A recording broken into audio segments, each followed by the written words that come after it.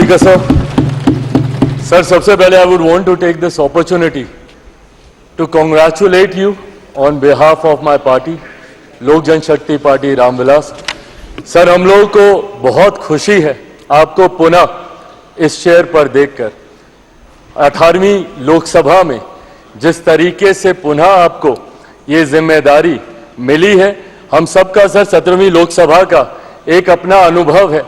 उस वक्त जिस तरीके से आपने महिलाओं को और युवाओं को, ऐसे सांसद जो पहली बार चुनकर आए, सर उनको आपने प्रोत्साहित करने का काम किया, सामने से आपने उनको मौका देने का काम किया। सर, इस बार मेरी पार्टी में भी महिलाओं और युवाओं की तादाद है, उम्मीद मैं यही रखूंगा कि उनको भी आप उसी तरीके से मौका देंगे। मेरे नेता, मेरे पिता आदरणीय रामविलास पासवान जी के विचारों को लेकर हमारी पार्टी आगे बढ़ने का काम कर रही है। आपने पिछले 5 साल में सर इन तमाम विचारों को इस सदन में रखने का मौका दिया, और इस बात को सर कहने में मुझे कतई कोई संकोच नहीं है कि आपके द्वारा जो फैसले पिछले 5 सालों में लिए गए, उसने संविधान की मर्यादा को बढ़ाने का काम किया और लोकतंत्र को और मजबूती देने का काम किया। सर, हम लोग चुनाव बाहर लड़कर आ गए हैं। मैं तमाम साथियों से यही आग्रह करूंगा कि जहां चुनाव लड़ना था हम लोग लड़ चुके हैं। अब हम सबकी जिम्मेदारी है कि अपने अपने क्षेत्र के मुद्दों को हम लोग यहां पर रखें और अपने देश को आगे लेकर जाने की जिम्मेदारी के साथ हम लोग यहां पर कार्य करने का प्रयास करें। सर, आज सिर्फ आपको बधाई देने के उद्देश्य से हम लोग खड़े हुए हैं, पर हां, कई बार जब विपक्ष के द्वारा कई बातें कही जाती हैं, मैं इतना भी मैं जरूर आग्रह करूंगा कि जब एक उंगली आप किसी की तरफ उठाते हैं तो बाकी उंगलियां आपकी तरफ उठती हैं।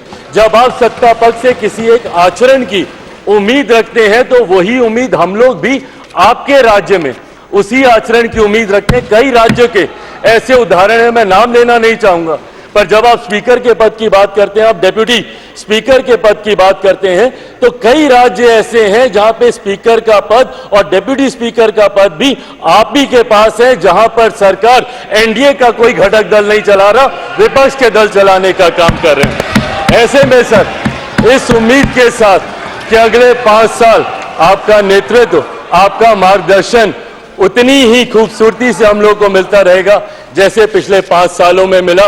मैं एक बार फिर से अपनी पार्टी की तरफ से, लोक जनशक्ति पार्टी रामविलास की तरफ से आपका पुनः स्वागत करता हूं। पिछले 5 साल के लिए आपको बधाई देता हूं और अगले 5 साल के लिए आपको शुभकामनाएं देता हूं। धन्यवाद sir. Shri PV Midhun Reddy. Sir, thank you. I take this opportunity on behalf of YSR Congress Party to congratulate you for being elected to this esteemed position. Sir, in your previous term, you conducted yourself with lot of dignity, and I must really appreciate the way your dedication to uphold the values of our democracy.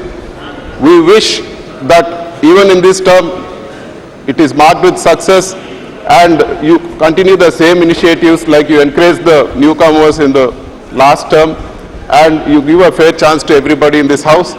We assure you our full cooperation, sir. All the best for this tenure for you. Thank you very much. Shri Abhay Kumar Sinha. Sir, सबसे पहले sir आपको प्रणाम और पूरे सदन को प्रणाम।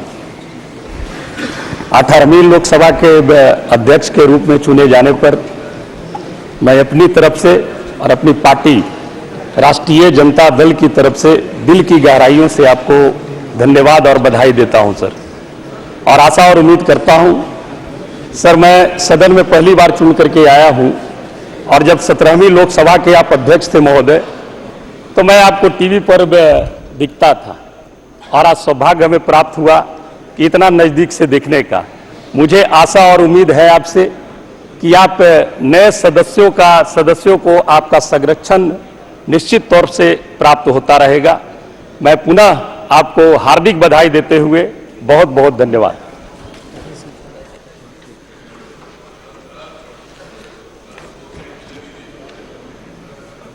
कविता गा दो। 1 मिनट रुक जाओ। माननीय सदस्य, माननीय मंत्री जी प्लीज, माननीय मंत्री जी प्लीज। श्री श्रीमती अनुप्रिया पटेल,